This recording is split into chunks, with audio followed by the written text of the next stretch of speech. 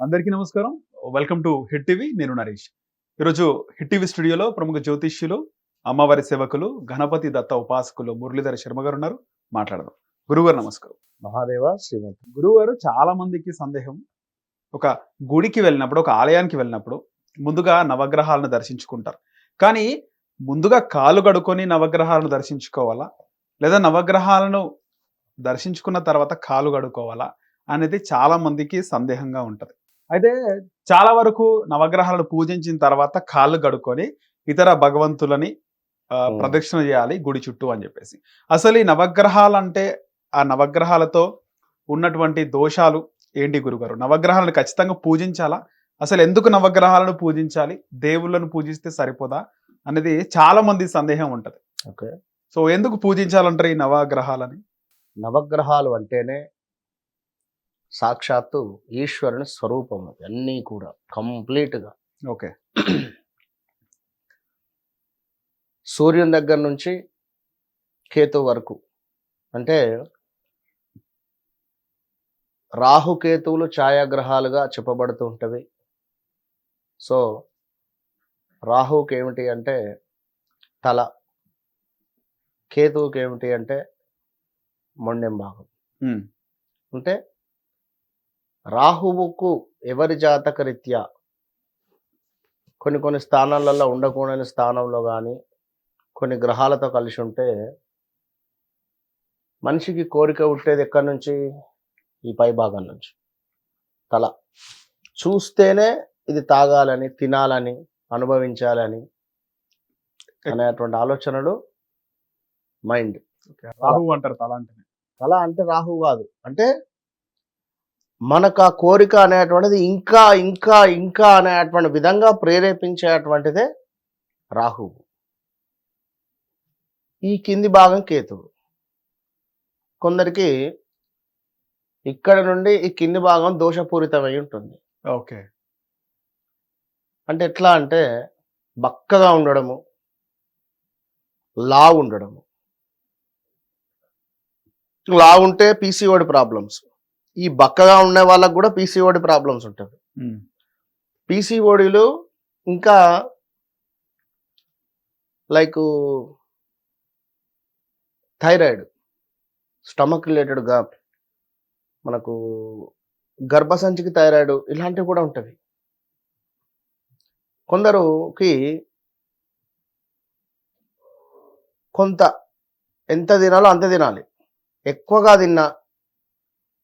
తినలేరు, వామిటింగ్స్ అవుతాయి, ఎక్కువగా భుజించలేరు, ఆహారం తినరు, పడదు, కడుపులో ఎక్కువ ఉండదు, పడదు. ఓకే ఓకే అంటే అర్థం చేసుకుని చెప్పాను సార్. సో ఈ యొక్క సూర్యుడు, చంద్రుడు, కుజుడు, బుధుడు, గురువు, శుక్రుడు, శని. మనం దేవాలయానికి వెళ్ళినాం. మీరు ముందుగా ఒక ఇంట్లోకి వెళ్తే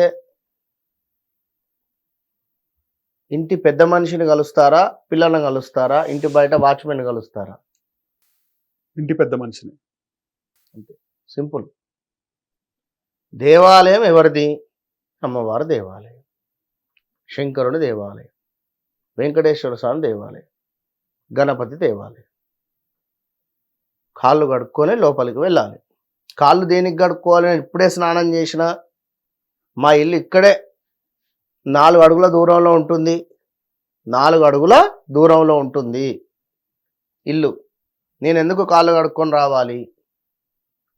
స్నానం చేసిన, బట్టలు వేసుకున్న, గుడికి వెళ్ళిపోయాను అంతే అనేటువంటి వారు కూడా ఉంటారు. చెప్పులు వేసుకున్నాము అంటే కాళ్ళు కడుక్కోవాలి ఖచ్చితంగా. ఫ్రెష్గా స్నానం చేసి కొత్త చెప్పులు వేసుకొని పో, ఏం కాదు, చెప్పులు బయటికి. ఇదే చెప్పులతో ఎన్నో ప్లేసులలో తిరిగి ఉన్నావు, ఓకేనా? చెప్పులు లేవు, ఓన్లీ పాదాల మీద, మా ఇల్లు పక్కకే, నేను నడుచుకుంటూ పోతా, హ్యాపీ గుడికి వెళ్ళిపోతాను. కాళ్ళు కడుక్కోవాలి.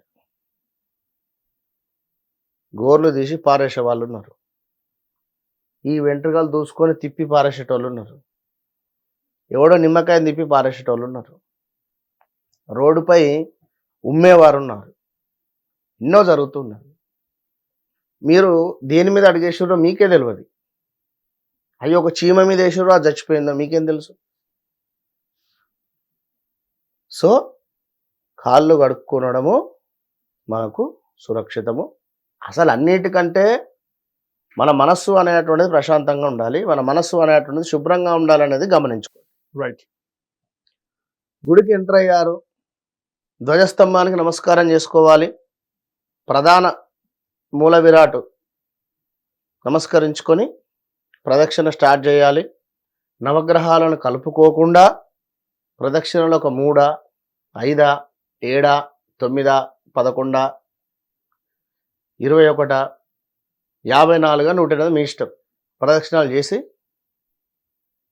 స్వామివారికి అర్చన లేదా అక్షింతలు వేసుకొని తీర్థం తీసుకొని చేతులు కడుక్కొని నవగ్రహాల దగ్గరికి వెళ్ళి నమస్కరించుకొని ప్రదక్షిణ చేసి ఇంటికి వెళ్ళిపోవడే. మళ్ళీ కాళ్ళు కడగద్దిగా, అవసరం లేదు. ఎప్పుడు కాళ్ళు కడగాలి? ఇదంతా అయిపోయినాక ఒక శని త్రయోదశి ఉంది. ఇదంతా కార్యం చేశారు, శనికి అభిషేకం చేయాలి. నల్ల నువ్వుల నూనె అభిషేకం చేశారు. ఆ రోజు కాళ్ళు కడుక్కోండి, ఇంటికి వెళ్ళిపోండి. ముందే వచ్చి శనికి సంబంధించింది పూజ చేసుకొని చక్కగా కాళ్ళు కడుక్కొని తతిమ్మ ప్రదక్షిణలు తీర్థం తీసుకొని ఇంటికి వెళ్ళిపోవాలి. ఇలా చేసుకుంటూ మంచిది. ఓకే. సో ఈ నవగ్రహాలకు సంబంధించి దేవాలయం లేకున్నా, ఒకవేళ నవగ్రహాలకు సంబంధించినటువంటి అనుగ్రహం మనం పొందాలి అనుకున్నా, ప్రతిరోజు సూర్యునికి రాగి పాత్రలో అర్ఘ్యం విడిచిపెడితే సూర్యుని అనుగ్రహం లభిస్తుంది. ప్రతిరోజు కూడా తల్లి అంటే అమ్మ పాదాలు నొక్కినా, అమ్మతో మాట్లాడినా, అదేవిధంగా కొంతమేర చెట్లకు నీటిని పోసినా, నీటిని వృధా చేయకుండా ఉంటే చంద్రుని అనుగ్రహం లభిస్తుంది. చంద్రునికి ఈ యొక్క నీటి అంటేనే చంద్రుడు. మన నీటికి అధిపతి చంద్రుడు. ఈ నీటిని తీసుకువచ్చి ఈశ్వరునికి అభిషేకించాలి, మంచి ఫలితం. ఇక కుజుడు, మనకి ఎవరైనా ఈ ఆన్లైన్ ఆర్డర్ పెట్టుకుంటే తెచ్చిస్తుంటారు ఆన్లైన్లో, లైక్ ఏదైనా కొంత. అవును గురుగారు. సో రోడ్డుపై ఆన్లైన్ వర్క్ చేసేటువంటి వారి పేర్లు నేను చెప్పాను పలానా అని.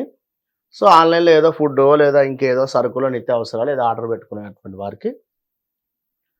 వారు మనకు పార్సల్ తెచ్చిస్తున్నాడు, వాడికి కొన్ని నీళ్ళు ఇవ్వండి, ఖచ్చితంగా కొన్ని నీళ్ళు ఇవ్వండి.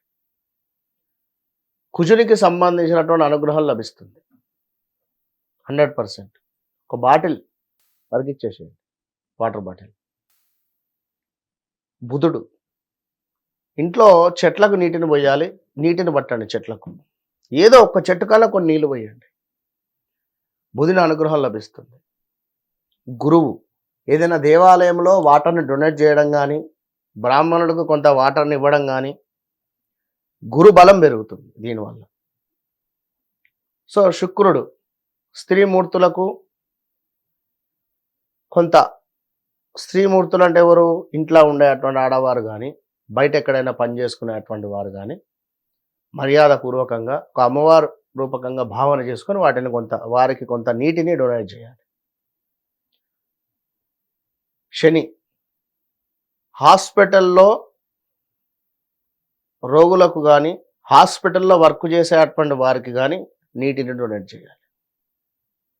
రాహువు, పక్షులకు వాటర్ డొనేట్ చేయాలి. కేతువు, కుక్కలకు వాటర్ డొనేట్ చేయాలి.